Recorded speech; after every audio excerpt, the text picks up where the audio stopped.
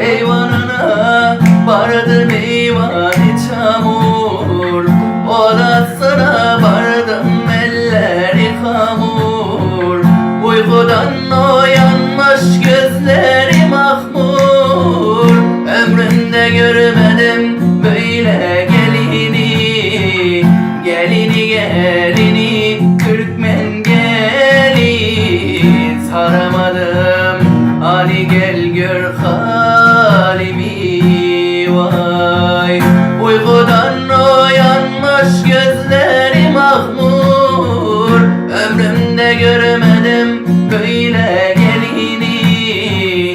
Gelini gelini Türkmen gelin, saramadım hani gel gör halimi vay.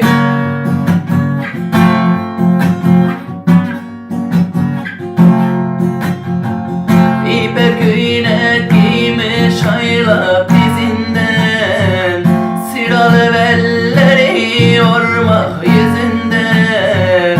Senem dedim vazgeçmiyor nazından, ömrümde görmedim böyle gelini.